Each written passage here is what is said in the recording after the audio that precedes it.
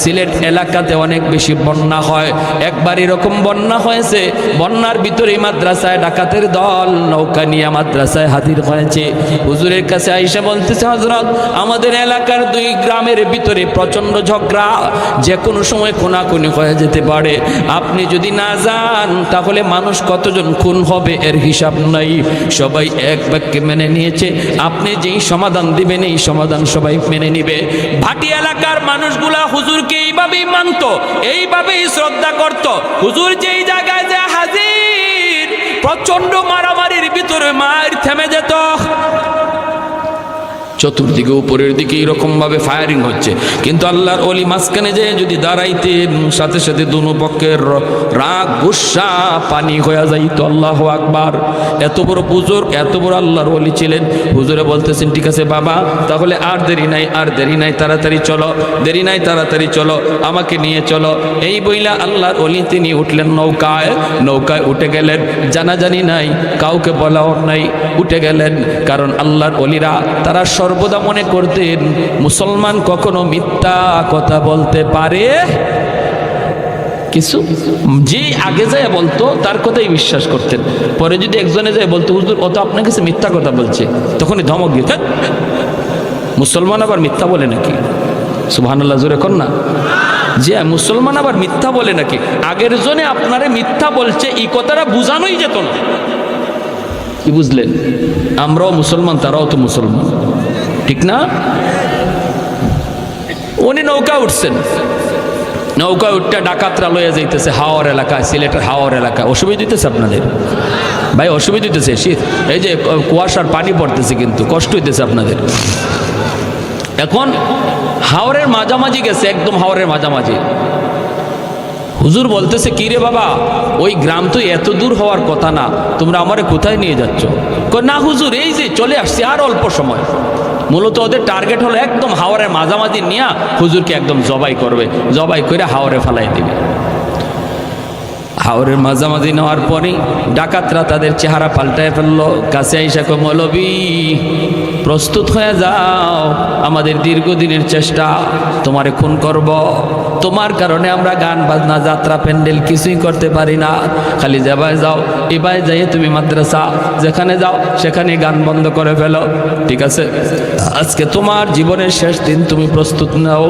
আল্লাহর ওলি বলেন, আমাকে একটু সুযোগ দিবানি 2 রাকাত নামাজ পড়ার? হয় কোনো অসুবিধা নাই, শেষ জীবনের শেষ নামাজ পড়তে চাও, নামাজ পড়ে নাও। আল্লাহর ওলি 2 রাকাত নামাজে দাঁড়াইলেন নৌকার ভিতরে। যেই মাত্র নামাজে দাঁড়াইলেন, সাথে সাথে প্রচন্ড ঝড় তুফান শুরু হয়ে গেল। এমন তুফান, এমন ঝড়, মুহূর্তের ভিতরে আকাশের রং চেঞ্জ। আল্লাহর ওলি এখনো নামাজে সালাম ফিরান নাই। এমন ঝড়, নৌকা ডুবে যাবে। আর এটা এমন এক হাওর, সুনামগঞ্জের ভাটি এলাকার হাওর। এই হাওরে যদি নৌকা ডুবে, হুজুর তো মরবেন, মরছেন, কিন্তু ডাকাত একটাও বাঁচবে না। এখন ডাকাতের দলগুলি কয়, তাড়াতাড়ি নৌকা সামাল দেও, আগে মৌলবীরে আগ পরে মারবো, আগে নৌকা সামাল দিয়ে নিজের জান বাঁচাও। ওরা তুফান আর ঝড়ের কবল থেকে নিজেকে বাঁচানোর জন্য নৌকা সামাল দিতে লাগলো, নৌকা সামাল দিতে লাগলো। আল্লাহর ওলি তিনি তো নামাজে খবর নাই এইদিকে এত ঝড় বয়া যাইতেছে। কারণ খাঁটি আল্লাহওয়ালারা যখন নামাজে দাঁড়ায়, দুনিয়ার কোনো হোশ থাকে, কোনো খবর থাকে না, কোনো খবর থাকে না। ভাইরে, উনিও নামাজ শেষ করছেন, আর নৌকাও যাইয়া দেখা গেল একটা ঘাটে লাগলো। এত বড় হাওর থেকে কেমনে ঘাটের মধ্যে আসলো? ঘাটে লাগছে তো লাগছে, যে ঘাটে যায় লাগছে, এটাও সুনামগঞ্জের থানার ঘাট, পুলিশ পাহারায় নিয়োজিত। নৌকা প্রায় 4টা বাজে একটা নৌকা ঘাটে লাগছে, ঝড় তুফানের ভিতরে। পুলিশ টর্চ মাইরা দৌড়ে আসতেছে। আই সেই পুলিশ যখন নৌকার মধ্যে টর্চ মারছে, মাইরে দেখে আল্লাহর কুতুবে জামান শাইখে কাতিয়া রাহিমাহুল্লাহ যেই মাত্র হুজুররা দেখছে এমনি পুলিশেরা দৌড় দিয়া গেল, হুজুর আপনি এত রাতে নৌকায় কেন, আর এরা কারা? যেই মাত্র কইছে এরা কারা, ডাকাতের দল দিশা বিশা পায় না, কোথায় থানা, আর আমরা ছিলাম কোথায়, কেমনে থানার ঘাটে এসে লাগলো, হায় আমরা কার বিরুদ্ধে লাগছিলাম? হুজুরের পায়ে পইরা পা ধইরা মাপ চাওয়ার কো, হুজুর জীবনের জন্য তওবা করলাম, গুনাহ তো সারছি আজীবন আপনার খাদেম হইয়া থাকবো, আমাদেরকে আজকের মতো বাঁচান। যেই পুলিশেরা কই হুজুর এরা কারা আপনার পা ধরতেছে, হুজুরে বলতেছেন না কোনো অসুবিধা নাই, এরা সব আমার খাদেম, নৌকা ভুল করে এখানে চলে আসছে, একটা অন্যায় করছে তাই মাপ চাইতেছে। আল্লাহু আকবার। পুলিশদের কাছে পরিচয় দেন নাই, ওরা যে ডাকাত, এই আল্লাহর ওয়ালি এই ডাকাতদেরকে বলছিলেন বাবা শুন, তোরা যে এমন ঘটনা ঘটাইছো আমার জীবদ্দশায় কারো কাছে বলবি না, আমার ইন্তেকালের পরে যদি বলতে চাও বলবা। আমরা আল্লাহর ওলির ইন্তেকালের পরে খবরগুলা পাইছি এবং ওরা বলছে আমরা যে হুজুরের খাদেম, আমরা কিন্তু শুরুতে খাদেম ছিলাম না, আমরা হুজুরকে মারার জন্য ডাকাত সেজে এসেছিলাম, আমরা হলাম ডাকাত, কিন্তু ঘটনা ছিল এই আল্লাহর ওলির ওই কারামতের পর আমরা তওবা করে সবাই আল্লাহর ওলির খাদেম হয়ে গেছি। এজন্য রে ভাই উলামায়ে কেরামের কদর করো, উলামায়ে কেরামকে চিনো, মাদ্রাসাকে কদর করো, মাদ্রাসাকে কদর করো। আল্লাহ নবী রহমতের নবী বলেন হাফেজে কোরআন জান্নাতের দিকে যায়, আর কই আল্লাহ আমার মা কই, আমার বাবা কই? আল্লাহ কইব যাও তার আব্বা আম্মারে জাহান্নাম থেকে উঠে আনো।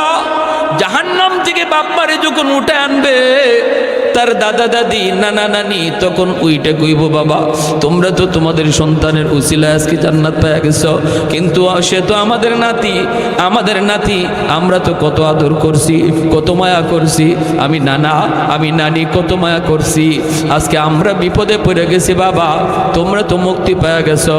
আমার ভাইটারে বইল একটু সুপারিশ করার জন্য, তার আব্বা আম্মা আয়েশা তার সাথে জান্নাতের দিকে রওনা দিবে, কিছু দূর যাই এই বাপ্পা থেমে যাবে, ছেলে কইবা আব্বা তুমি থামছো কেন, আম্মা তুমি থামছো কেন? তখন মায় কানবো বাবায় কানবো, কান্দা কইব বাবা তুমি যদি তোমার বাপ মা সারা জান্নাতে না যাও আমরাও আমাদের বাপ মা সারা জান্নাতে যাইমু না। তখন আল্লাহ কইব যাও তার দাদা দাদি নানা নানিরে তুইলা আনো।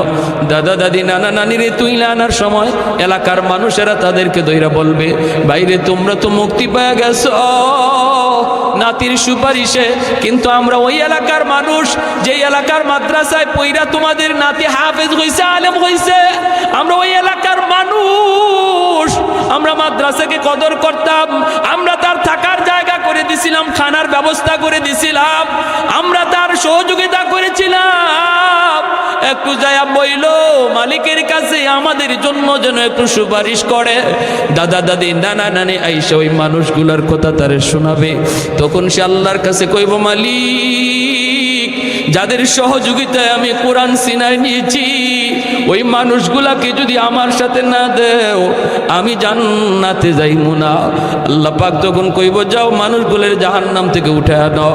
উঠে আনার পরে একজনে কইব হুজুর আপনি আমারে চিনছেননি, আনাল্লাযী সাকাইতুকা মা, আমি আপনাকে একদিন এক গ্লাস পানি পান করাইছিলাম, আনাল্লাযী ওয়াহাবতু লাকা ওযুআ, হুজুর আমাকে আপনি বুঝি চিনেন, আমি আপনারে একদিন এক বদনা ওজুর পানি দিছিলাম। নবী বলেন এইভাবে অসংখ্য মানুষ, কেউ কইব এক বস্তা দুই বস্তা চাউল দিছি, কেউ কইব আমি 1000 টাকা দিছি, আপনি যেই মাদ্রাসায় পড়ছিলেন এই সহযোগিতা পাইয়া সিনায় আপনি কোরআন নিছেন।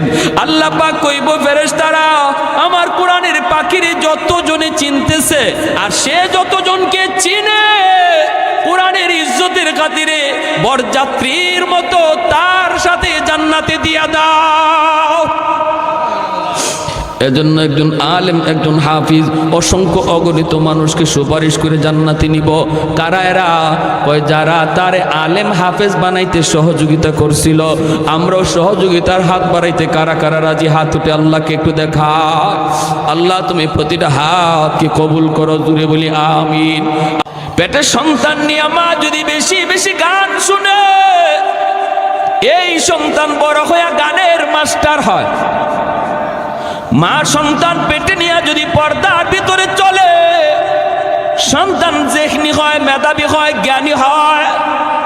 আর মা সন্তান পেটে নিয়ে যদি বেপরদায় ঘুরে, এই সন্তানের ব্রেইন ঢিলা হয়, বোকা হয়, প্রতিবন্ধী হয়।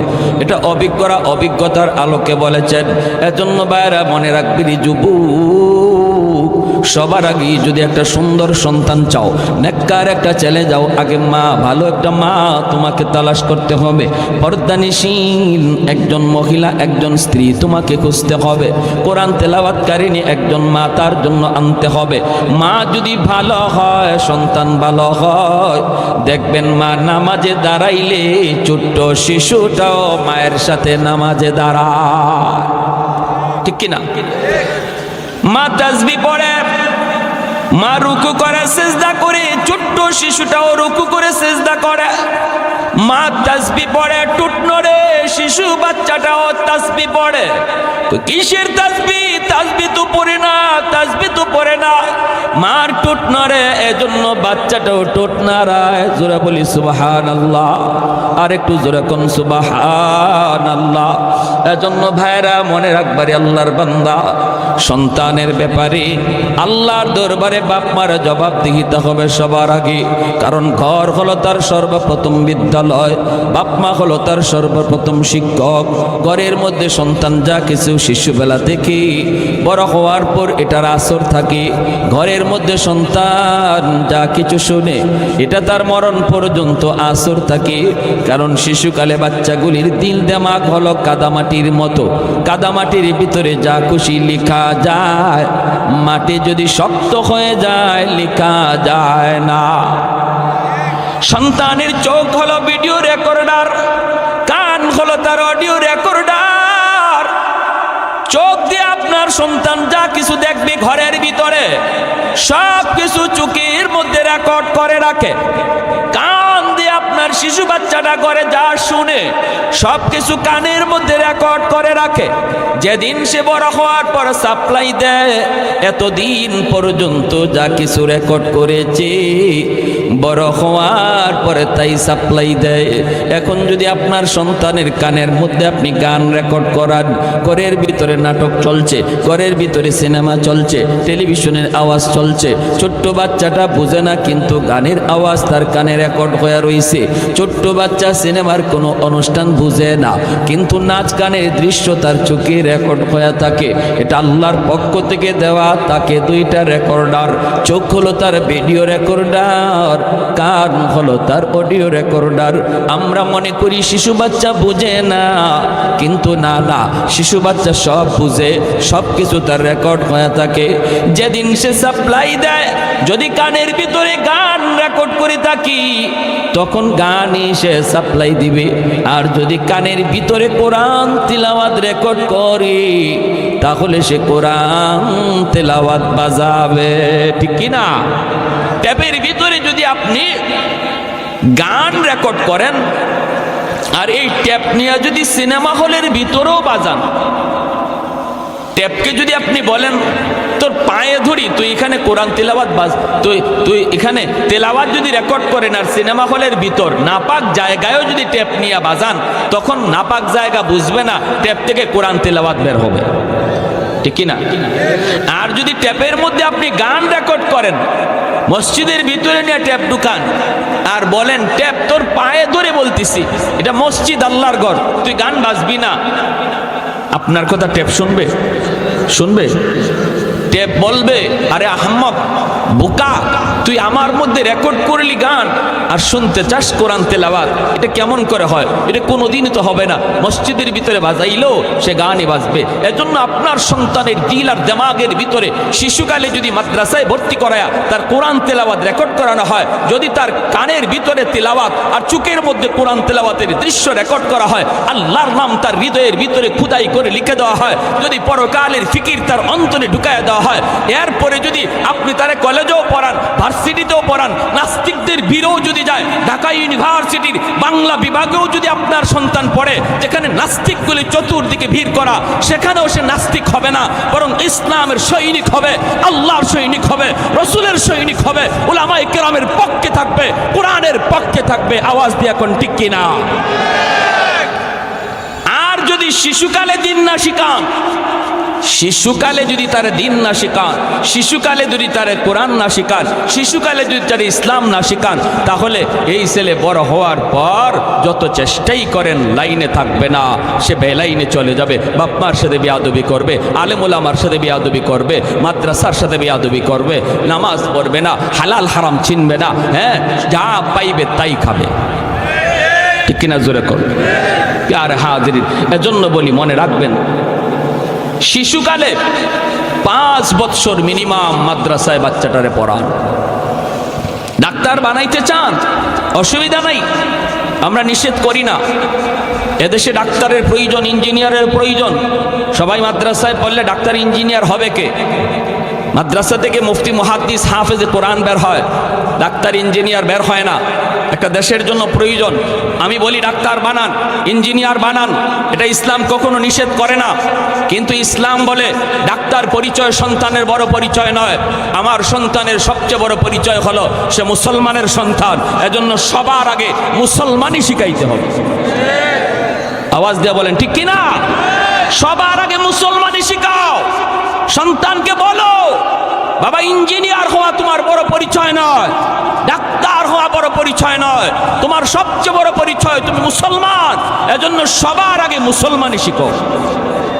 আর মুসলমানই শিখানোর জন্যই মাদ্রাসায় 1 বছর 2 বছর না, 5 বছর পড়াইতে হয় শিশুকালে। মক্তবে 1 ঘন্টা পড়ানোর দ্বারা মুসলমানই শিক্ষা করা হয় না।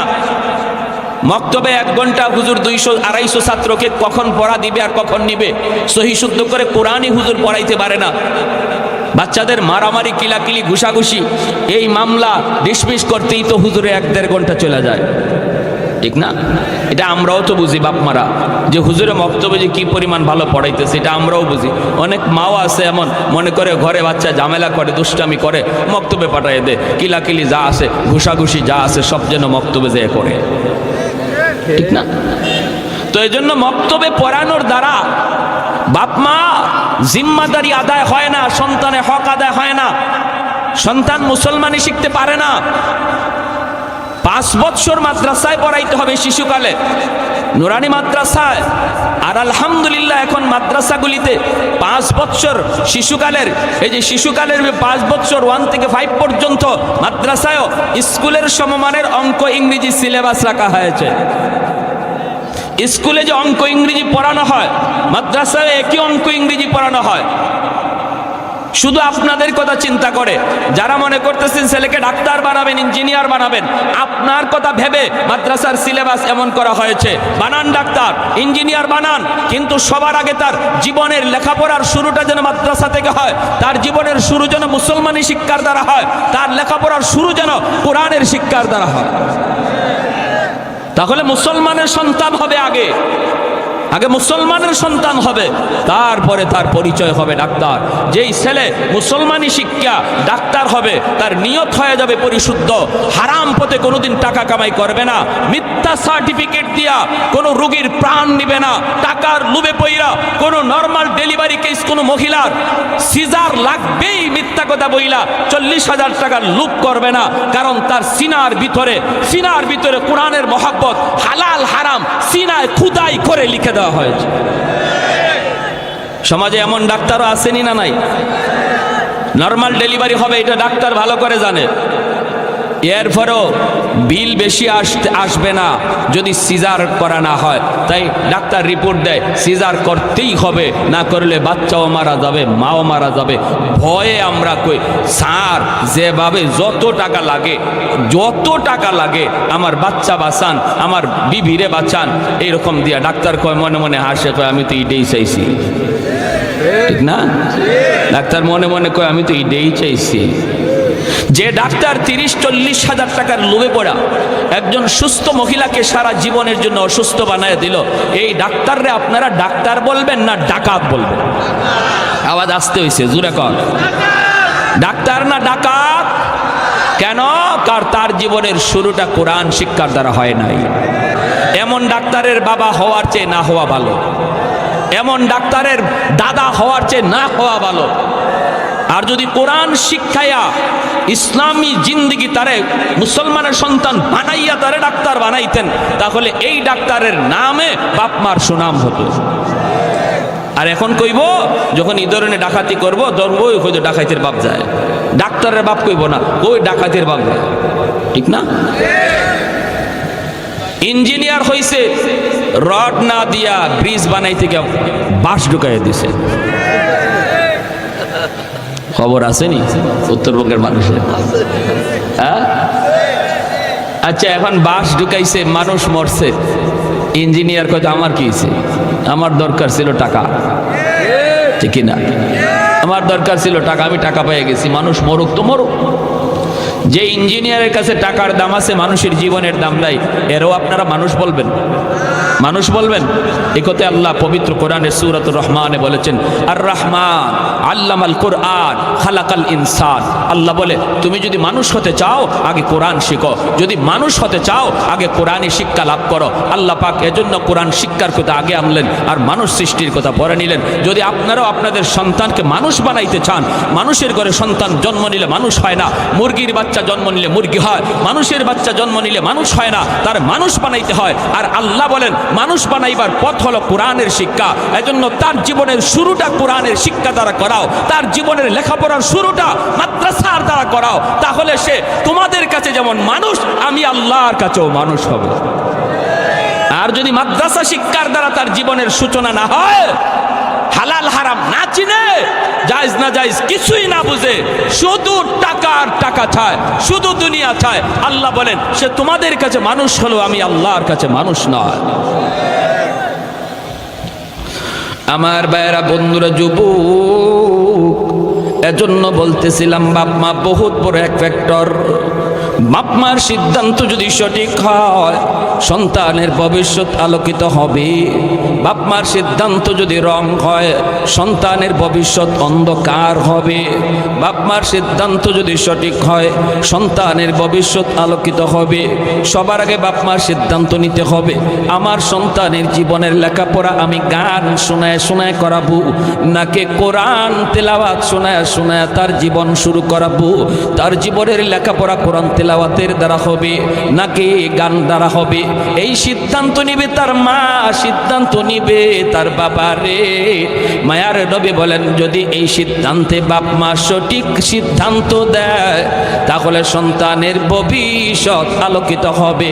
আল্লাহর আদালতে আসামির কাঠগড়ায় দাঁড়াইতে হবে না। আর যদি সিদ্ধান্ত রং হয়, তাহলে সন্তান পথভ্রষ্ট হবে, সন্তানের ভবিষ্যৎ অন্ধকার হবে। কিয়ামতের ময়দানে আল্লাহর দরবারে এই সন্তানের মামলায় বাপ মা আসামি হওয়া লাগবে। কিয়ামতের ময়দানে বহু বাপ মা সন্তানের মামলায় আটকা পড়ে যাবে। তার নামাজ, তার রোজা, তার হজ, তার জিন্দগির ব্যক্তিগত আমল বড় ভালো ছিল, কিন্তু সন্তানের হক আদায় না করার কারণে বহু বাপ মা আল্লাহর আদালতে কাঠগড়ায় দাঁড়ায় থাকবে, বাঁচবার কোনো পথ থাকবে না। ওই দিন কিন্তু সন্তান বিন্দু পরিমাণ মায়া করবে না। আল্লাহ বলবেন বান্দারে, নামাজ তোমার এক ওয়াক্ত কাজা হয়েছে, আমি আল্লাহ মাফ করে দিলাম। রোজা তোমার এক ওয়াক্ত কাজা হয়েছে, যাও আমি আল্লাহ মাফ করে দিলাম, এটা আমার হক। কিন্তু সন্তানের হক তুমি নষ্ট করেছো, তারে আমি আল্লাহর পরিচয় শিখাও নাই, ইসলাম ধর্ম সম্পর্কে তারে জ্ঞান দাও নাই, না তারে মুসলমানি শিখাও নাই, যার জন্য আজকে সে জাহান্নামী। আমার আদালতে তোমার বিরুদ্ধে মামলা দায়ের করেছে, এই মামলার ব্যাপারে আমি আল্লাহ কিছু জানি না। যেভাবে পারো সন্তানের কাছ থেকে মামলা ডিসমিস করো। বাবা সন্তানের কাছে মাপ চায়, মা সন্তানের কাছে মাপ চায়, কিন্তু সন্তান ওই দিন মাপ দিবে না, মাপ দিবে না। হাসরের মাঠে সন্তান বাবাকে চিনবে না, বাবা সন্তানকে চিনবে না। যেই সন্তানের জন্য শরীরে রক্ত পানি করলাম, যেই সন্তানের জন্য রাতকে দিন বানাইলাম, এই সন্তান হাসরের মাঠে বাবার পরিচয় দিবে না, মার পরিচয় দেবে না। সন্তান চাইবে বাপ মারে বিপদে ফেলাইয়া কেমন করে নিজে বাঁচতে পারে, বাবাই চাইব দুষ্টা সন্তানের ঘাড়ে চাপাইয়া কেমন করে বাবা বাঁচতে পারে। স্বামী চাইব স্ত্রীর ঘাড়ে দোষ চাপাইয়া নিজে বাঁচতে, স্ত্রী চাইব স্বামীর ঘাড়ে দোষ চাপাইয়া নিজে বাঁচতে। এইভাবে হাসরের ময়দানে সবাই শুধু ইয়া নফসি ইয়া নফসি করবে, কেউ কারো দিকে কোনো খেয়াল রাখবে না। এমনকি নবীরা পর্যন্ত আব্বা আমার কোথায় এই কথা বলবে না, বলবে না। নবীরা পর্যন্ত মালিক আমার মা কোথায় এই কথা হাসরের মাঠে বলবে না। দুনিয়াতে কোনো মানুষ আল্লাহ আমার মা কই বাপ কই হাসরের মাঠে বলবে না। সবাই শুধু নিজের জন্য ইয়া নফসি ইয়া নফসি ইয়া নফসি বলবে। আল্লাহ আমাকে বাঁচাও, আমাকে বাঁচাও, আমাকে বাঁচাও। কে কার গারে দোষ চাপায়া বাঁচতে চাই এই ফিকির করবে হাসরের মাঠে। এজন্য বলতেছি রে বাবা, একটু মনোযোগ দিয়ে খেয়াল করে শোনো। আমরা যারা বাবা হয়েছি, আমরা যারা মা হয়েছি, বাবা হওয়া সহজ, মা হওয়া সহজ, কিন্তু একজন আদর্শ মা হওয়া, আদর্শ বাবা হওয়া বড় কঠিন।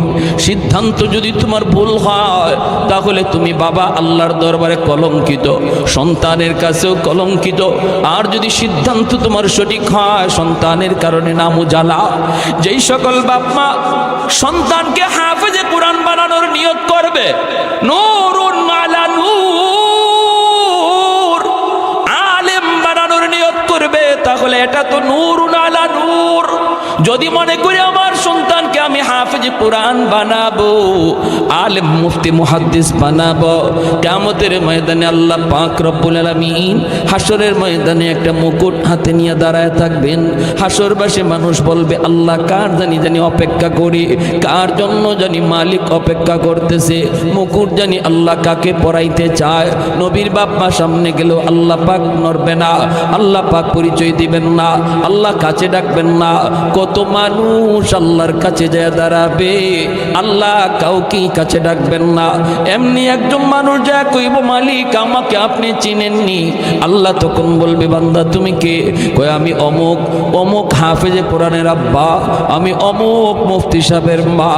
মালিক তখন ডাক দিয়া বলবে হাসরের ময়দানে, বান্দা রে, আজ কোটি কোটি মানুষের ভিতরে আমি আল্লাহ তোমাকেই খুঁজতেছি।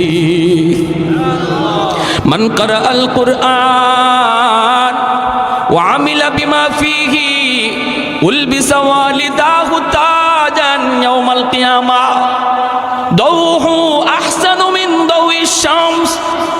মায়ার নবী, দয়ার নবী বলেন, দুনিয়াতে ওই হাফেজে কোরআনের মাথায় পাগড়ি পরাইল দুনিয়ার উস্তাদগণ, এলাকার মানুষগণ হাফেজে কোরআনের মাথায় পাগড়ি পরায় দিল। কিন্তু ওই দিন আল্লাহ পাকের কুদরতি নজর ছিল হাফেজে কোরআনের বাপ মার দিকে। যেরকম সুবহানাল্লাহ, মানুষ হাফেজের মাথায় পাগড়ি পরায় আর আল্লাহর নজর হাফেজের বাপ মার দিকে। সুবহানাল্লাহ জোরে কইতেন না? আর একটু জোরে কোন সুবহানাল্লাহ, আর একটু জোরে সুবহানাল্লাহ। আল্লাহু আকবার। লা জিদ্দা ওয়ালা নিদ্দা ওয়ালা হাদ্দা লিমাওলা, লা জিদ্দা ওয়ালা নিদ্দা ওয়ালা হাদ্দা লিমাওলা। আল আনা কামা কানা ওয়ালাম ইয়ালকা জাওয়ালা, আল আনা কামা কানা ওয়ালাম ইয়ালকা জাওয়ালা। লা মিসলা ওয়ালা সাওয়ারা মিসলা ওয়া নাযীরা।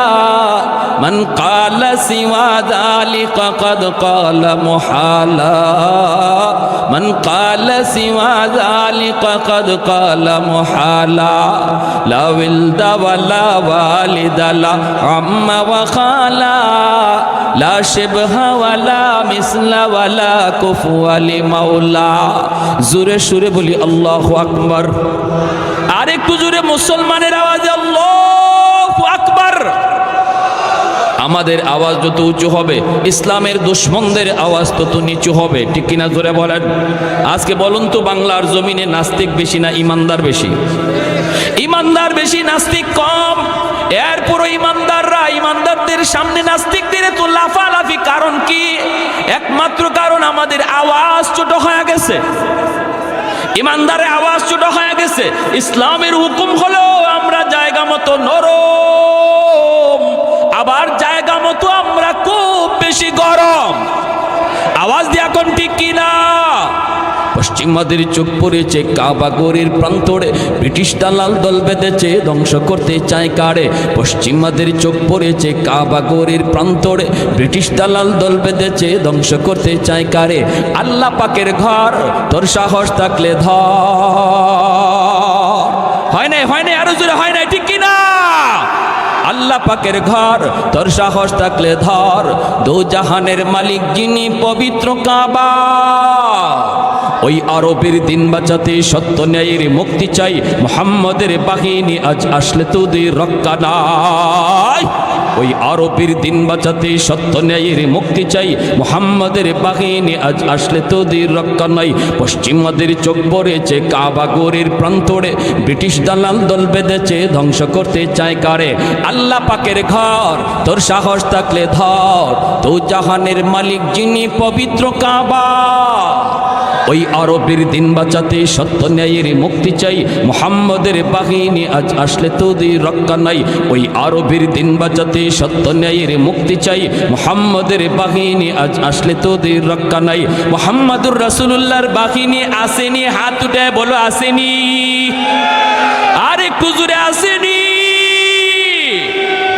একটু দাঁড়াও, জেগে উঠু ওহি মুসলমান, আর কতদিন দিন ইসলামের সইবে অপমান, ঠিক না? ঠিক না? একটু দাঁড়াও, জেগে উঠো ওহে মুসলমান, আর কতদিন দিন ইসলামের সইবে অপমান। রক্ত দিয়ে পবিত্র ওই মক্কা মদিনা, সেই জমিনে সিনেমা হল চলতে পারে না। রক্ত দিয়ে পবিত্র ওই মক্কা মদিনা, সেই জমিনে সিনেমা হল চলতে পারে না। নূর মক্কার ইসলাম, তার তাকলো কি আর দাম? বন্দিশালায় তাকে যদি কাবার ঈমান। ওই আরবের দিন বাঁচাতে সত্য ন্যায়ের মুক্তি চাই, মুহাম্মদের বাহিনী আজ আসলে তোদের রক্ষা নাই। ওই আরবের দিন বাঁচাতে সত্য ন্যায়ের মুক্তি চাই, মুহাম্মদের বাহিনী আজ আসলে তোদের রক্ষা নাই। পশ্চিমাদের চোখ পড়েছে কাবা গড়ের প্রান্তরে, ব্রিটিশ দালাল দল বেঁধেছে ধ্বংস করতে চায় কারে। আল্লাহ পাকের ঘর, তোর সাহস থাকলে ধর। তো জাহানের মালিক যিনি, পবিত্র কাবা। ওই আরবের দিন বাঁচাতে সত্য ন্যায়ের মুক্তি চাই, মুহাম্মদের বাহিনী আজ আসলে তোদের রক্ষা নাই। ওই আরবের দিন বাঁচাতে সত্য ন্যায়ের মুক্তি চাই, মুহাম্মদের বাহিনী আজ আসলে তোদের রক্ষা নাই। একটু জোরে সুরে কোন আল্লাহু আকবার হয় নাই? আরো জোরে আল্লাহু আকবার।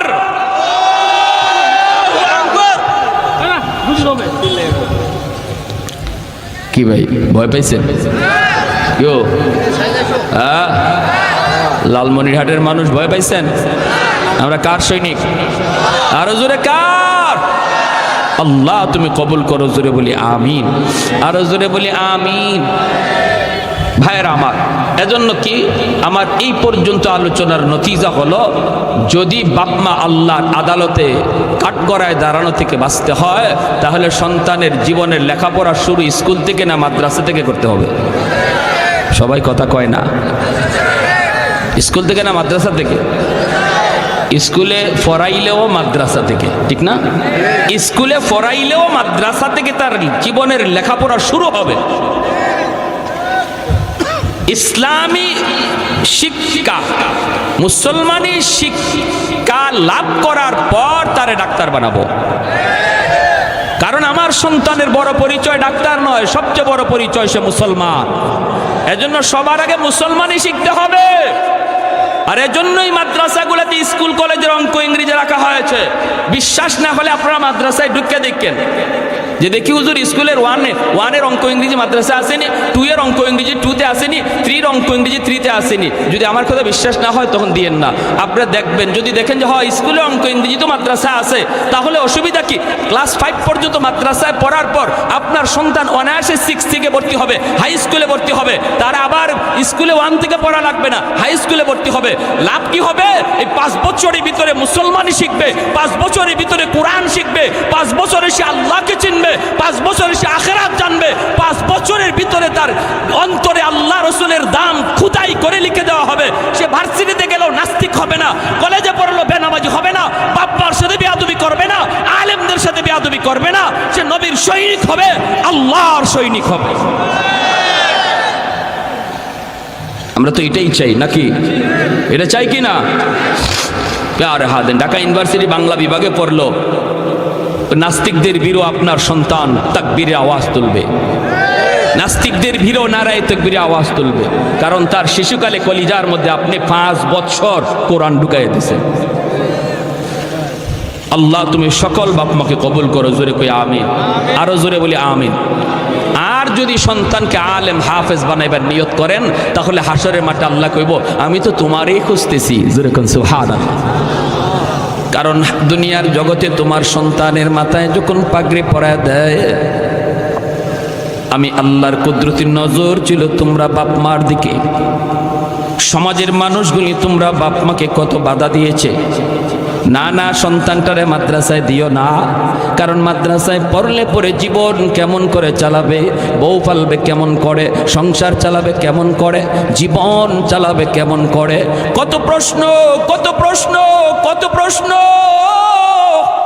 কিন্তু তোমরা বাপ মা মানুষের কথায় কান দাও নাই।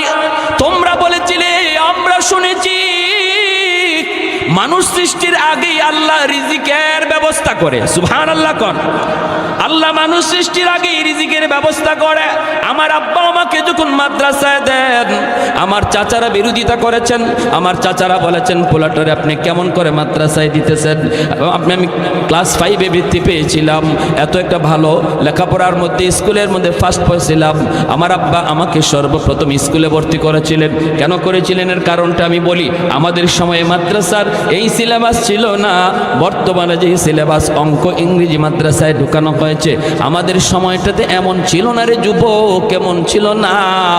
এজন্য আমার আব্বা অঙ্ক ইংরেজিতে একটু ভালো থাকার জন্য আগে আমার এক প্রাইমারি স্কুলে পড়াইছেন, আর বলছেন বাবা লেখাপড়া হবে তোমার জীবনের শেষ হবে লেখাপড়া মাদ্রাসায়। শুরুটা করলাম অঙ্ক ইংরেজি কিছুটা ধারণা নেওয়ার জন্য। আমি স্কুলে যেতাম আর কানে কানে শুনতাম শুধু মাদ্রাসা মাদ্রাসা মাদ্রাসা। আব্বা আমার সকালে নিয়ে যেতেন স্কুলে, বিকালে নিয়ে যেতেন মাদ্রাসায়। মাদ্রাসায় গিয়ে মাদ্রাসার ক্লাসগুলি দেখতাম, ছাত্রদের সাথে বইতাম। আমার চাচারা যখন বিরোধিতা করলো, পোলাটার জীবন বুঝি শেষ। হ্যাঁ, আপনি এত ট্যালেন্ট একটা পোলারে মাদ্রাসায় দিয়া দিলেন। আমার আব্বা কয় কেন, কি হয়েছে? কয় জীবন পালবে কেমন করে। আব্বা বলেছিলেন, উলামায়ে কেরামের জবানে শুনেছি মানুষ সৃষ্টির আগে আল্লাহ রিজিকের ব্যবস্থা করে। জোরে কোন সুবহানাল্লাহ। অতএব আমার সন্তান কেমন করে চলবে, কেমন করে দুনিয়া কাটাবে, কেমন করে সংসার চালাবে, এই টেনশন আমার করা লাগবে না, কারণ এই টেনশন আমার করতে হবে না, আল্লাহ আগে ব্যবস্থা করে রেখেছে। এজন্য আমার চাচারা যত বিরোধিতা করলো, আমার আব্বা সিদ্ধান্তের উপরে অটল। আমার সাথে যতজন স্কুলে পড়ছে একজন মাদ্রাসায় ভর্তি হয় নাই, আমি একাই শুধু মাদ্রাসায় গিয়েছিলাম, আর ওরা সবাই হাই স্কুলে ভর্তি হয়েছিল। এজন্যই কিয়ামতের ময়দানে আল্লাহ বলবেন ও দুনিয়ার হাফেজে কোরআনের বাপ মা, আলেমের বাপ মা, মানুষগুলি তোমার সামনে সন্তান নিয়ে স্কুলে গেছে, কলেজে গেছে, কিন্তু তুমি স্রোতের উল্টা চলছো। মানুষ চলছে স্রোতের তালে তালে, নদীর স্রোত যেই দিকে চলতেছিল তুমি স্রোতের উল্টা হাঁটতেছিলা আমি আল্লাহকে পাওয়ার জন্য। এজন্য আজ তোমার ছেলের মাথায় পাগড়ি পরায় উস্তাদ, মানুষের নজর হলো তোমার সন্তানের চেহারায়, আর আমি আল্লাহর নজর হলো তোমরা বাপ মার দিকে। কিয়ামতের ময়দানে আমি আল্লাহ তোমাদেরকে নিজের হাতে পুরস্কৃত করব। এজন্য নবীর বাবার মাথায় আল্লাহ পাগড়ি পরাবে না, কিন্তু একজন হাফেজে কোরআন আলেমের বাপ মার মাথায় আল্লাহ নিজের হাতে পাগড়ি পরায় দিবে। একটু আওয়াজ দিয়া কোন সুবহানাল্লাহ। হাসরের মাঠে আল্লাহ ডাকও দিবে, ও হাফেজে কোরআনের মা, ও মুফতি সাহেবের আব্বা, ও মুহাদ্দিস সাহেবের আব্বা। দুনিয়ার জমিনে মানুষ আপনারে যেই নামে ডাকছে, মানুষ যেমন ডাক দিছে ও মুফতি সাহেবের আব্বা, ও মৌলানা সাহেবের বাবা, ও ইমাম সাহেবের আব্বা, এইভাবে মানুষ আপনাকে সম্মানের সাথে ডাক দিয়েছে, নাম ধরে ডাক দেয় নাই। হাসরের ময়দানে আল্লাহর নবী বলেন, আল্লাহ পাক নিজে ওই দিন আব্দুর রহিম, আব্দুল করিম কইয়া ডাক দিবে না, বরং আল্লাহ নিজেও ডাক দিব, ও ইমাম সাহেবের আব্বা, ও হাফিজ সাহেবের আব্বা। এতটা ইজ্জত, এতটা সম্মান আল্লাহ আপনাকে দিবে রে বাবা, এতটা ইজ্জত, এতটা সম্মান আল্লাহ আপনাকে দিবে। তাহলে আপনি কেন এই সম্মান নিবেন না? দুনিয়া তো ইজ্জত। আব্বা আমারে মাদ্রাসায় দিয়ে ঠকেন নাই, বরং আব্বা মাদ্রাসায় দিয়ে তো জিতছেন, ঠিক কিনা? আর একটু জোরে বলেন ঠিক কিনা? আমার চাচারা যারা জেনারেল শিক্ষিত ছিল, জেনারেল শিক্ষিত ছিল, তারাও আজকে আমি আল্লাহ পাক আমার দুনিয়ার লাইনেও যে শান শৌকতে রাখছে, তারা এর ধারে কাছে আসতে পারে না। তুমি যদি আল্লাহর জন্য পাগল হও, আখিরাতের জন্য যদি পাগল হও, দুনিয়া আল্লাহ তোমার পিছনে দিয়া দিবে, ঠিক কিনা? আওয়াজ দিয়া কোন। এজন্য আমার ভাই বর্তমান ইমিডিয়েট ছোট ভাই, আমার ইমিডিয়েট ছোট ভাই হলো বাংলাদেশ আইন মন্ত্রণালয়ের সচিব, রানিং উপসচিব, আমার ইমিডিয়েট আপন ছোট ভাই। কি হয়েছে? তারে এত মানুষে চিনে না, এত মানুষে দোয়া করে না। আমাকে যত মানুষে চিনে, যত মানুষে দোয়া করে, ঠিক কিনা? হ্যাঁ, তাহলে লাভ হলো কি? আমার আব্বা আমারে মাদ্রাসা দিয়ে ঠকলেন নাকি জিতলেন? আওয়াজ দেন না, আওয়াজ দেন না কেন? তাহলে আপনিও জিতবেন, আপনিও জিতবেন, আপনিও জিতবেন, আপনি বাবা জিতবেন, আপনি দাদা জিতবেন, আপনি দাদা জিতবেন, আপনি নানা জিতবেন। একজন কোরআনের পাগল, নবীর যুগের একজন সাহাবী, নাম হলো হযরত আব্দুর রহমান রাদিয়াল্লাহু তাআলা আনহু। আল্লাহর নবী, রহমতের নবী, তিনি বলেছেন, জানোনি দুনিয়ার ভিতরে যে উলামায়ে কেরাম আছে, হাফেজ কোরআন আছে, মাদ্রাসা আছে, এদের দুনিয়াতে কদর কি পরিমাণ জানোনি? নবী বলেন, তোমরা জানো না, বুঝি জানো না।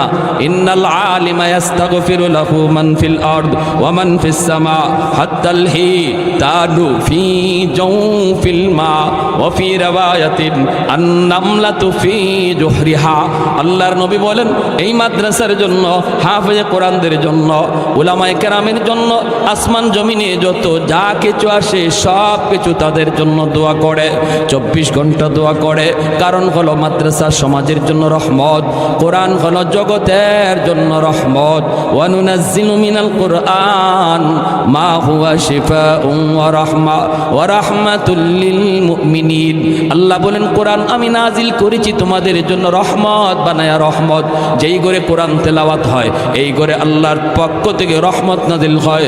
যেই সমাজে মাদ্রাসা হয়, যেই সমাজের মানুষ মাদ্রাসাকে কদর করে, মাদ্রাসাকে মহব্বত করে, মাদ্রাসার ছাত্রগুলিকে ভালোবাসে,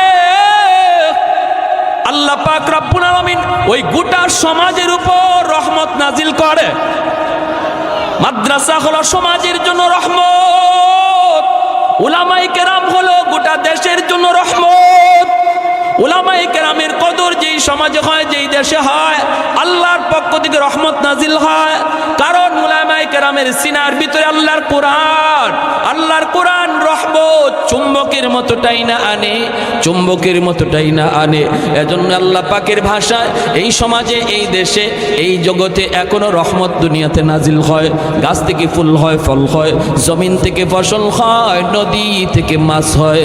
এই যে আমরা আলো বাতাস পাই, সূর্য পূর্ব দিগন্তে উঠে পশ্চিম দিগন্তে অস্ত যায়, আল্লাহ পাক রব্বুল আলামিনের ভাষায় এই সবগুলি নিয়ামত আল্লাহ দুনিয়াতে দিতেছে কোরআনের খাতিরে, মাদ্রাসার খাতিরে, আলেমদের খাতিরে, হাফেজে কোরআনের খাতিরে।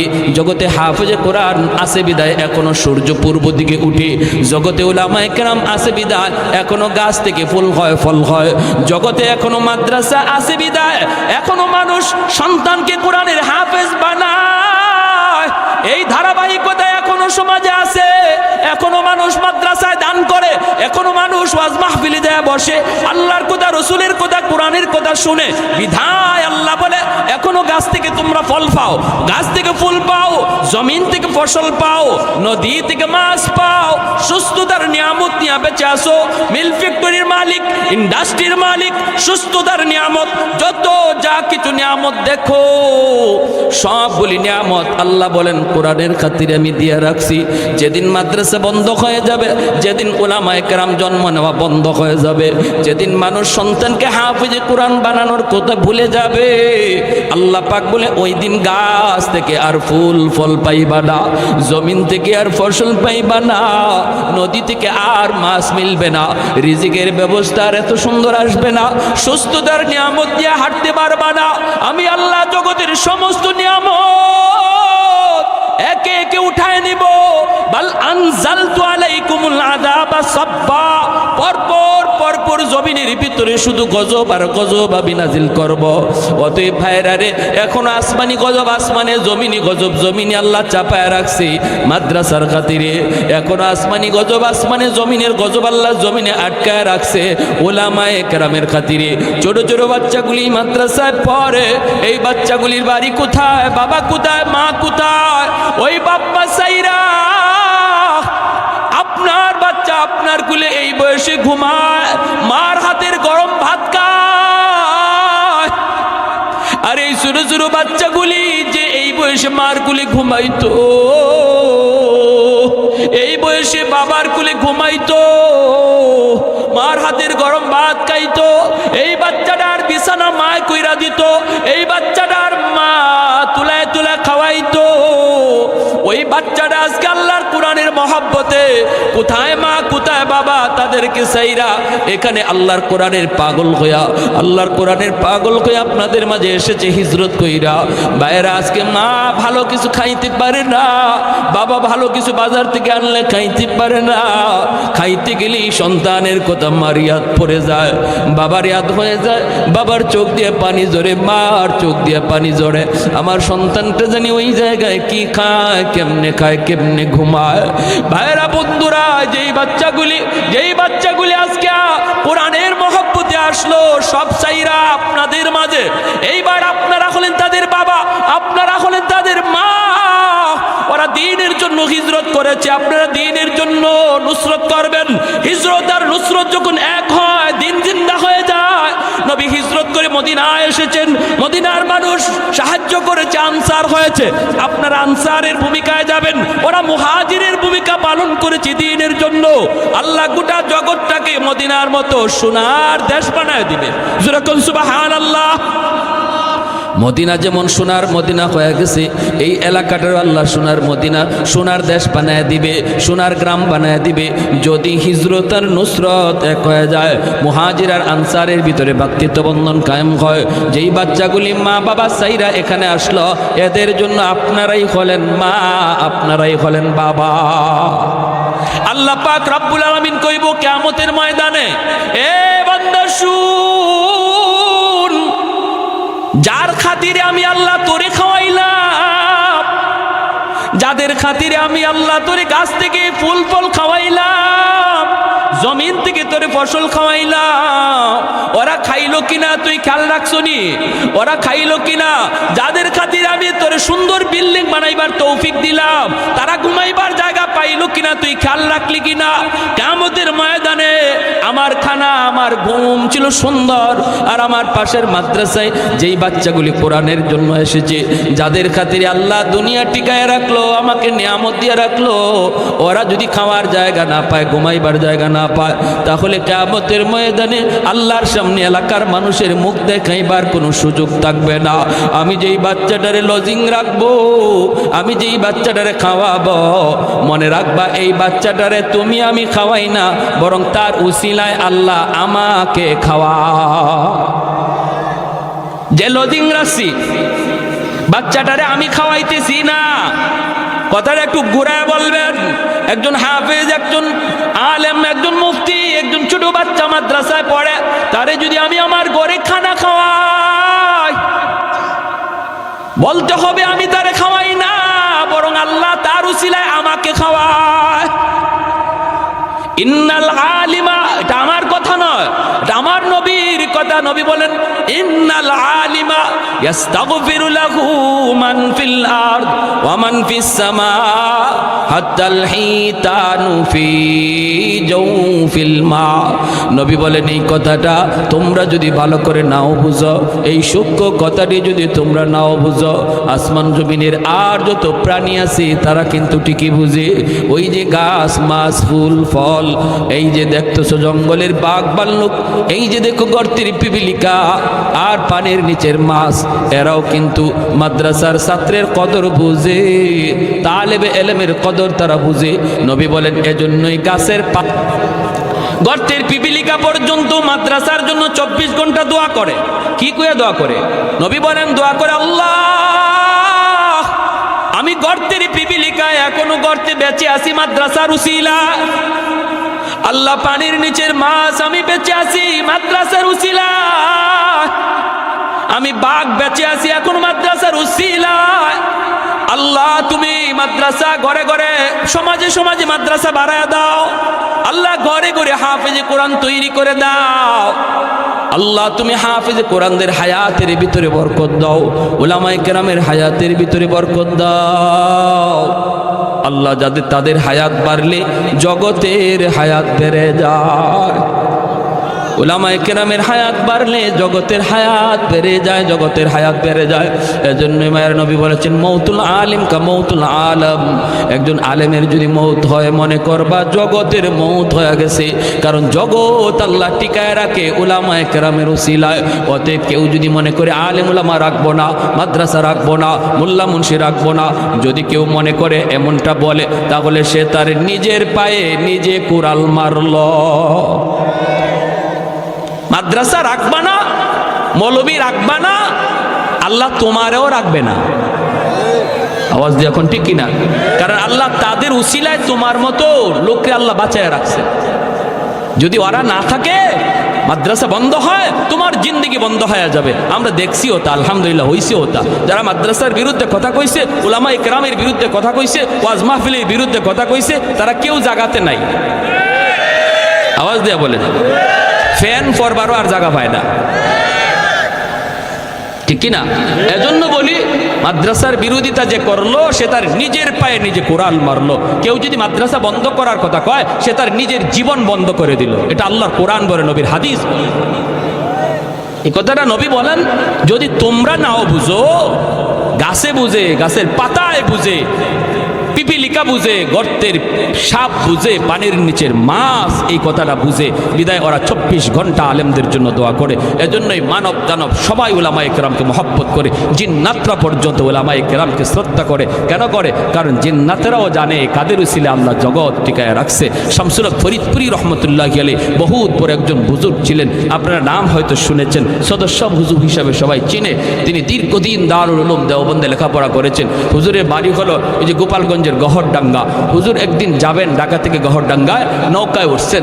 এই নৌকায় যখন উঠছেন তখন রাত হয়ে গেছে। ওনার বাড়ি পর্যন্ত নৌকায় পৌঁছায় দিবে।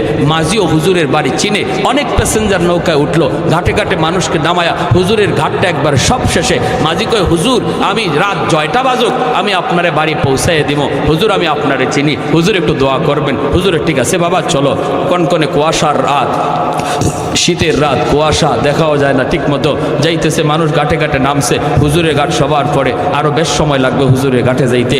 ওই অবস্থায় হুজুর বলতেছে, বাবা মাঝি আমারে তুমি এখানেই নামায় দাও।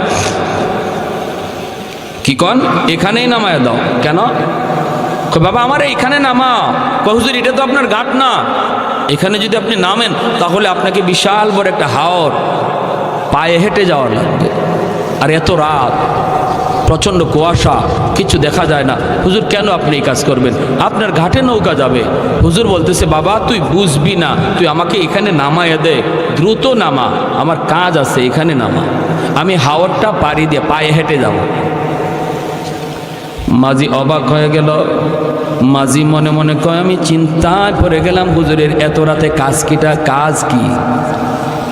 এত রাতে হাওরে হুজুরের কাজ কি? কয় তাহলে ঠিক আছে আমি নামাব ঠিক, কিন্তু আমি পিছনে পিছনে যাব। হুজুর কি কাজ করে একটু দেখার জন্য হুজুরকে নামায় দিল মাঝি, পিছনে পিছনে মাঝিও নামলো। হুজুরে দেখেন নাই, মাঝি দেখতেছে। কয় আমি দেখলাম হুজুর সামনের দিকে হাঁটতেছেন, প্রচণ্ড কুয়াশা, ভালো করে দেখাও যায় না। আমাকে হুজুর দেখেন না, পিছনে আমি হুজুর খেয়াল করেন নাই, আমি একটু দূরে অবস্থান করতেছিলাম। আমি তো ঝাপসা ঝাপসা হুজুরকে দেখতেছি, যাইতেছেন। একটু পরেই তাকায় দেখি নামাইলাম আমি একজন, কিন্তু কিছুক্ষণ পরে দেখি হুজুরের ডানে বামে সামনে পিছনে শত শত মানুষের আওয়াজ। আমি অবাক হয়ে গেলাম, অবাক, ভয় পেয়ে গেলাম।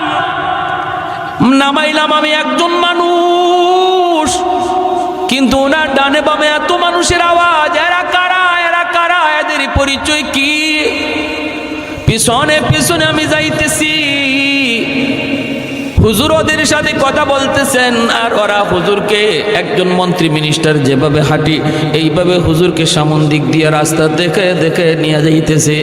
বাড়ি পর্যন্ত যাওয়া মাত্রই আমি দেখলাম লোকগুলা আর কেউ নাই, সবাই অদৃশ্য হয়ে গেল। হুজুর ঘরের ভিতরে ঢুকবেন, আমি যাইয়েই সালাম দিয়ে দিলাম, আসসালামু আলাইকুম ওয়া রাহমাতুল্লাহ। হুজুর আমাকে দেখে বলতেছেন, বাবা তুমি এখানে কেমন করে? কই হুজুর আমি তো আপনার পিছনে পিছনে আসছি। কেন আসছো? কি জন্য আসছো? কি দেখছো?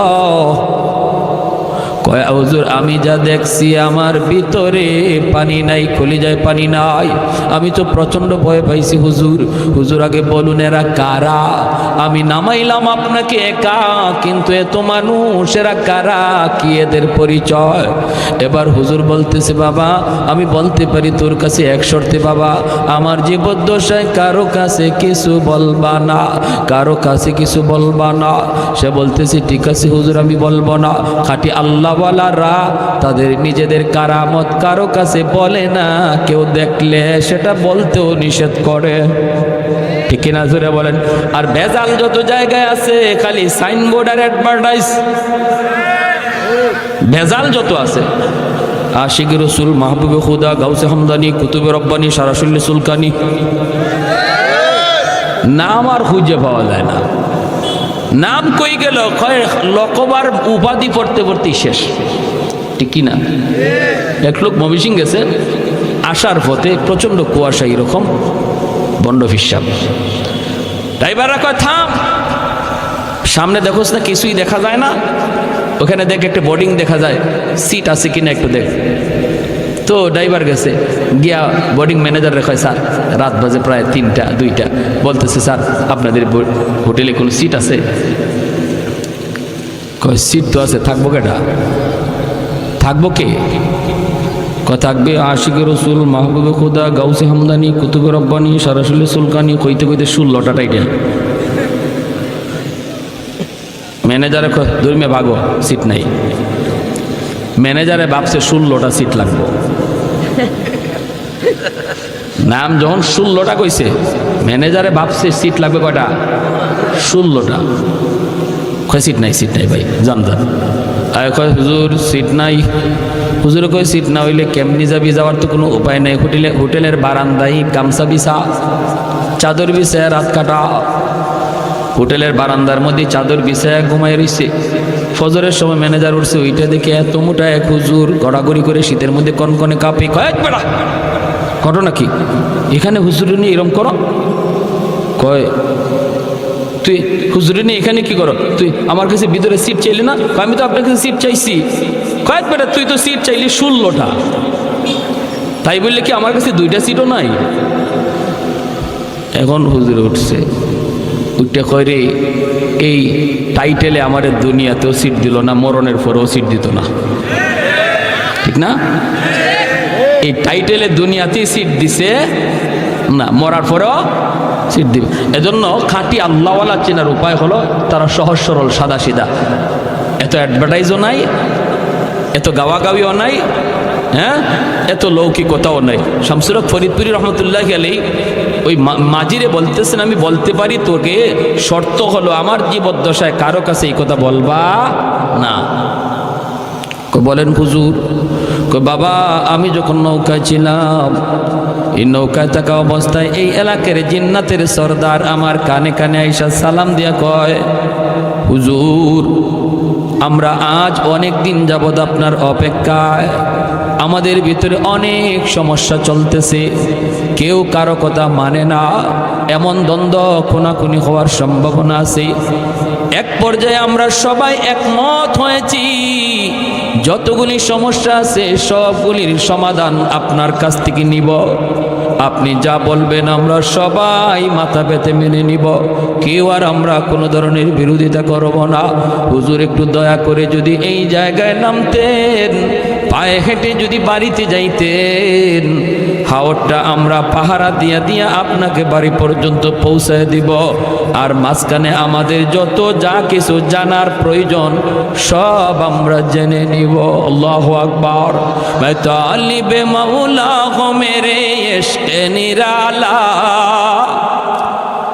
मैं तालिब मौला हूँ मेरे इश्क़ निराला, है जुमला जहाँ जिनके तजल्ली से उजाला, है जुमला जहाँ जिनके तजल्ली से उजाला, मैं दरूद जहाँ गैर खुदा यार नदारम, जुज़ याद खुदा ही चे दिगर कार नदारम, जुज़ याद खुदा ही चे दिगर कार नदारम। ज़ोरे कुन अल्लाहु अकबर।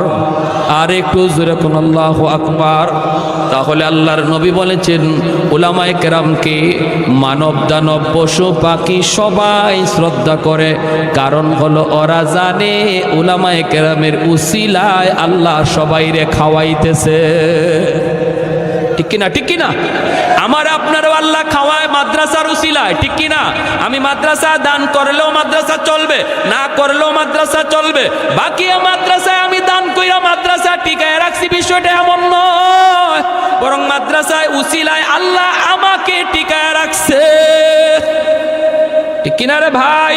আমাদের সিলেটের বহুত পুরো একজন আল্লাহর ওয়ালি, নাম হলো শাইখ কাতিয়া রহমতুল্লাহি আলাইহি, কুতবুল আলম শাইখুল ইসলাম হুসাইন আহমদ মাদানী রহমতুল্লাহি আলাইহির সুযোগ্য শাগরেদ। হুজুর এরকম যেভাবে গেছেন, যেখানে গেছেন সেখানেই মাদ্রাসা তৈরি করেছেন, কারণ ওনারা দেখতেন, ওনারা জানতেন আসমানের কুটি হলো মাদ্রাসা, আসমানের খাম্বা হলো মাদ্রাসা, মাদ্রাসা যেখানে হবে এখানে রহমত থাকবেই থাকবে। যেদিকে গেছেন ওই দিকেই মাদ্রাসা তৈরি করেছেন। এজন্য বিদাতীদের দল, ভণ্ডদের দল হুজুরকে হত্যা করার জন্য ওরা ষড়যন্ত্র করে। ওই মৌলবীর কারণে তো আমরা গান বাজনা করতে পারি না, আমরা এক্সিবিশন করতে পারি না, যাত্রার প্যান্ডেল করতে পারি না। এই মৌলবীর হত্যা করা ছাড়া কোনো উপায় নাই, উপায় নাই। আল্লাহর ওলির কাছে একবার ডাকাতের দল ভরা মৌসুম, আপনারা জানেন সিলেট এলাকাতে অনেক বেশি বন্যা হয়। একবার এরকম বন্যা হয়েছে, বন্যার ভিতরে মাদ্রাসায় ডাকাতের দল নৌকা নিয়ে মাদ্রাসায় হাজির হয়েছে। হুজুরের কাছে আইসা বলতেছে, হযরত আমাদের এলাকার দুই গ্রামের ভিতরে প্রচন্ড ঝগড়া, যে কোনো সময় খুনাখুনি হয়ে যেতে পারে, আপনি যদি না যান তাহলে মানুষ কতজন খুন হবে এর হিসাব নাই। সবাই এক বাক্যে মেনে নিয়েছে, আপনি যেই সমাধান দিবেন এই সমাধান সবাই মেনে নিবে। ভাটি এলাকার মানুষগুলা হুজুরকে এইভাবেই মানত, এইভাবেই শ্রদ্ধা করত। হুজুর যেই জায়গায় যে হাজির, প্রচন্ড মারামারির ভিতরে মার থেমে যেত।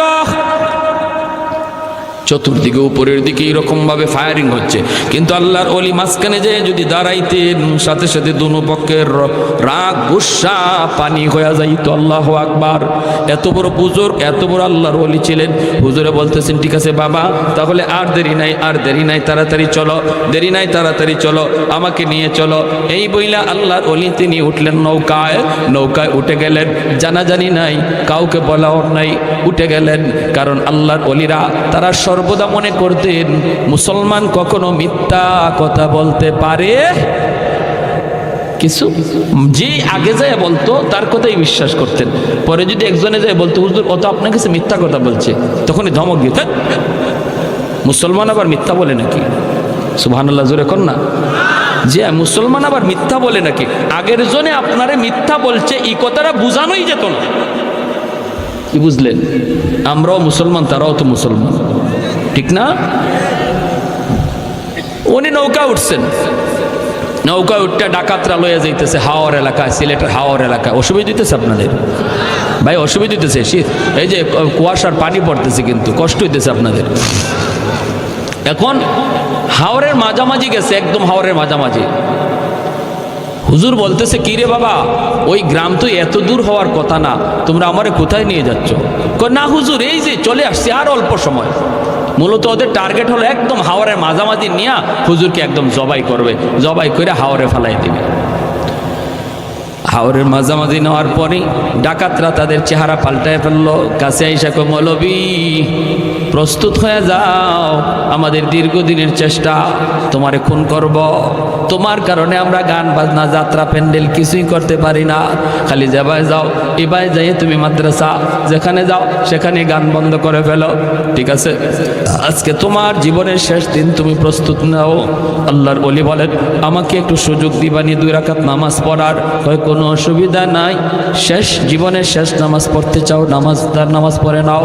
আল্লাহর ওলি 2 রাকাত নামাজে দাঁড়াইলেন নৌকার ভিতরে। যেই মাত্র নামাজে দাঁড়াইলেন, সাথে সাথে প্রচন্ড ঝড় তুফান শুরু হয়ে গেল। এমন তুফান, এমন ঝড়, মুহূর্তের ভিতরে আকাশের রং চেঞ্জ। আল্লাহর ওলি এখনো নামাজে সালাম ফিরান নাই। এমন ঝড়, নৌকা ডুবে যাবে। আর এটা এমন এক হাওর, সুনামগঞ্জের ভাটি এলাকার হাওর। এই হাওরে যদি নৌকা ডুবে, হুজুর তো মরবেন, মরছেন, কিন্তু ডাকাইতে একটাও বাঁচবে না। এখন ডাকাতের দলগুলি কয়, তাড়াতাড়ি নৌকা সামাল দেও, আগে মৌলবীরে আগ পরে মারবো, আগে নৌকা সামাল দিয়ে নিজের জান বাঁচাও। ওরা তুফান আর ঝড়ের কবল থেকে নিজেকে বাঁচানোর জন্য নৌকা সামাল দিতে লাগলো, নৌকা সামাল দিতে লাগলো। আল্লাহর ওলি তিনি তো নামাজে খবর নাই এইদিকে এত ঝড় বয়া যাইতেছে। কারণ খাঁটি আল্লাহওয়ালারা যখন নামাজে দাঁড়ায়, দুনিয়ার কোনো হোশ থাকে, কোনো খবর থাকে না, কোনো খবর থাকে না। ভাইরে, উনিও নামাজ শেষ করছেন, আর নৌকাও যাইয়া দেখা গেল একটা ঘাটে লাগলো। এত বড় হাওর থেকে কেমনে ঘাটের মধ্যে আসলো? ঘাটে লাগছে তো লাগছে, যে ঘাটে যায় লাগছে, এটাও সুনামগঞ্জের থানার ঘাট, পুলিশ পাহারায় নিয়োজিত। নৌকা প্রায় 4টা বাজে একটা নৌকা ঘাটে লাগছে, ঝড় তুফানের ভিতরে। পুলিশ টর্চ মাইরা দৌড়ে আসতেছে।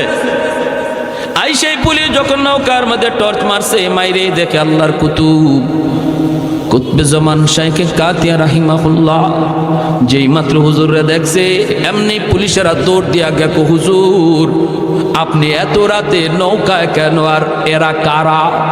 যেই মাত্র কইছে এরা কারা, ডাকাতের দল দিশা বিশা পায় না, কোথায় থানা, আর আমরা ছিলাম কোথায়, কেমনে থানার ঘাটে এসে লাগলো। হায় আমরা কার বিরুদ্ধে লাগছিলাম? হুজুরের পায়ে পইরা পা ধইরা মাপ চাওয়ার কো, হুজুর জীবনের জন্য তওবা করলাম, গুনাহ তো সারছি, আজীবন আপনার খাদেম হইয়া থাকবো, আমাদেরকে আজকের মতো বাঁচান। যেই পুলিশেরা কই, হুজুর এরা কারা, আপনার পা ধরতেছে? হুজুরে বলতেছেন, না কোনো অসুবিধা নাই, এরা সব আমার খাদেম, নৌকা ভুল করে এখানে চলে আসছে, একটা অন্যায় করেছে, তাই মাপ চাইতেছে। আল্লাহু আকবার। পুলিশদের কাছে পরিচয় দেন নাই, ওরা যে ডাকাত। এই আল্লাহর ওলি এই ডাকাতদেরকে বলছিলেন, বাবা শুন, তোরা যে এমন ঘটনা ঘটাইছো, আমার জীবদ্দশায় কারো কাছে বলবি না, আমার ইন্তেকালের পরে যদি বলতে চাও বলবা।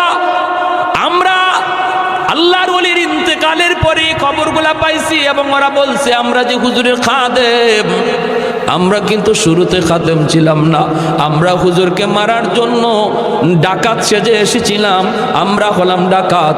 কিন্তু ঘটনা ছিল এই, আল্লাহর ওলির ওই কারামতের পর আমরা তওবা করে সবাই আল্লাহর ওলির খাদেম হয়ে গেছি।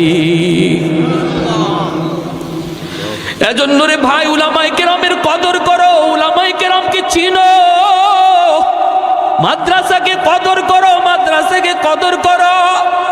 আল্লাহ নবী রহমতের নবী বলেন হাফেজে কোরআন জান্নাতের দিকে যায় আর কয় আল্লাহ আমার মা কই আমার বাবা কই আল্লাহ কইব যাও তার আব্বা আম্মারে জাহান্নাম থেকে উঠে আনো জাহান্নাম থেকে বাপ্পারে যখন উঠে আনবে তার দাদা দাদি নানা নানি তখন উইটা কইব বাবা তোমরা তো তোমাদের সন্তানের উসিলায় আজকে জান্নাত পেয়ে গেছো কিন্তু সে তো আমাদের নাতি আমরা তো কত আদর করছি কত মায়া করছি আমি নানা আমি নানি কত মায়া করছি আজকে আমরা বিপদে পড়ে গেছি বাবা তোমরা তো মুক্তি পেয়ে গেছো আমার ভাইটারে বইল একটু সুপারিশ করার জন্য তার আব্বা আম্মা আয়েশা তার সাথে জান্নাতের দিকে রওনা দিবে কিছু দূর যাই এই বাপ মা থেমে যাবে ছেলে কইবা আব্বা তুমি থামছো কেন আম্মা তুমি থামছো কেন তখন মায় কানবো বাবায় কানবো কান্দা কইব বাবা তুমি যদি তোমার বাপ মা সারা জান্নাতে না যাও আমরাও আমাদের বাপ মা সারা জান্নাতে যাইবো না তখন আল্লাহ কইব যাও তার দাদা দাদি নানা নানিরে তুইলা আনো দাদা দাদি নানা নানিরে তুইলা আনার সময় এলাকার মানুষেরা তাদেরকে দইরা বলবে বাইরে তোমরা তো মুক্তি পেয়ে গেছো নাতির সুপারিশে কিন্তু আমরা ওই এলাকার মানুষ যে এলাকার মাদ্রাসায় পইরা তোমাদের নাতি হাফেজ হইছে আলেম হইছে আমরা ওই এলাকার মানুষ আমরা মাদ্রাসাকে কদর করতাম আমরা তার থাকার জায়গা করে দিছিলাম খানার ব্যবস্থা করে দিছিলাম আমরা তার সহযোগিতা করেছিলাম একটু যায়া বইল মালিকের কাছে আমাদের জন্য যেন একটু সুপারিশ করে দাদা দাদি নানা নানি আইসা ওই মানুষগুলোর কথা তারে শোনাবে তখন সে আল্লাহর কাছে কইব মালিক যাদের সহযোগিতায় আমি কোরআন সিনায় নিয়েছি ওই মানুষগুলাকে যদি আমার সাথে না দেও আমি জান্নাতে যাইমু না আল্লাহ পাক তখন কইব যাও মানুষগুলোর জাহান্নাম থেকে উঠে আনো উঠে আনার পরে একজনে কইব হুজুর আপনি আমারে চিনছেননি আনাল্লাযী সাকাইতুকা মা আমি আপনাকে একদিন এক গ্লাস পানি পান করাইছিলাম আনাল্লাযী ওয়াহাবতু লাকা ওযুআ হুজুর আমাকে আপনি বুঝি চিনেন আমি আপনারে একদিন এক বদনা ওজুর পানি দিছিলাম নবী বলেন এইভাবে অসংখ্য মানুষ কেউ কইব এক বস্তা দুই বস্তা চাউল দিছি কেউ কইব আমি 1000 টাকা দিছি আপনি যেই মাদ্রাসায় পড়ছিলেন এই সহযোগিতা পাইয়া সিনায় আপনি কোরআন নিছেন আল্লাহ পাক কইব ফেরেশতারা আমার কোরআনের পাখিরে যতজনে চিনতেছে আর সে যতজনকে চিনে কোরআনের ইজ্জতের খাতিরে বরযাত্রীর মতো তার সাথে জান্নাতে দিয়া দাও এজন্য একজন আলেম একজন হাফিজ অসংখ্য অগণিত মানুষকে সুপারিশ করে জান্নাতে নিব কারা এরা কয় যারা তারে আলেম হাফেজ বানাইতে সহযোগিতা করছিল আমরাও সহযোগিতার হাত বাড়াইতে কারা কারা রাজি হাত উঠে আল্লাহকে একটু দেখা আল্লাহ তুমি প্রতিটা হাতকে কবুল করো জুড়ে বলি আমিন আরো জুড়ে বলি আমিন একজন ভাই সবার আগে বলেন একজনও যাবেন না মুনাজাত হবে মুনাজাত ইবাদতের মগজ নবী কয় ইবাদতের মগজ হইছে মুনাজাত যদি কেউ উঠেন তাহলে বোঝা যাবে মাদ্রাসার